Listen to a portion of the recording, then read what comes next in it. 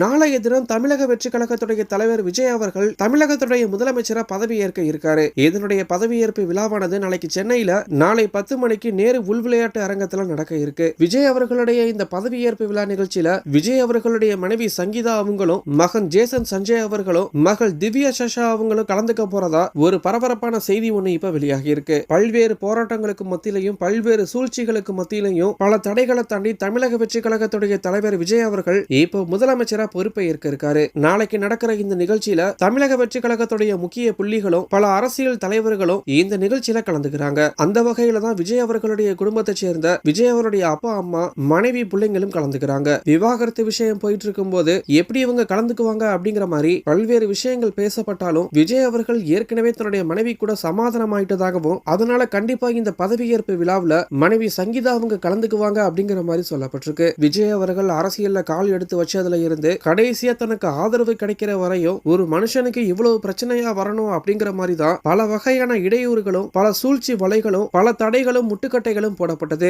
ஆனா விஜய் அவர்கள் தனி மனிதனா எல்லாத்தையும் உடைச்சு எரிஞ்சிட்டு இந்த ஒரு நொடிக்காக தான் காத்திருந்தேன் அப்படிங்கிற மாதிரி எல்லாரையுமே பிரமிக்க வச்சிருக்காரு. சி ஜோசப் விஜய் என்னும் நான் அப்படிங்கிற ஒற்றைய வார்த்தைக்காக நாளைய பதவியேற்பு விழாவை நோக்கி அவருடைய தீவிர ரசிகர்களும் தாவேகா தொண்டர்களும் ஒட்டுமொத்த தமிழகமும் இப்ப காத்திருக்கு. இதுல இவங்களுக்கு கூடுதல் மகிழ்ச்சியா விஜய் அவர்களுடைய ஒட்டுமொத்த குடும்பமும் கலந்துக்குது அப்படிங்கிறது இவங்க எல்லாரையும் மேலும் சந்தோஷப்படுத்தி இருக்கு. விஜய் அவர்கள் முதலமைச்சரா கலந்துக்கிற இந்த நிகழ்வுல அவங்களுடைய மனைவி சங்கீதா அவங்க கலந்துக்கிறத பத்தி உங்களுடைய கருத்து என்ன அப்படிங்கறத கீழே இருக்கிற கமெண்ட் பாக்ஸ்ல போஸ்ட் பண்ணுங்க. மேலும் இது போன்ற முக்கிய செய்திகளை தெரிஞ்சுக்க நம்மளுடைய சேனலை சப்ஸ்கிரைப் பண்ணுங்க.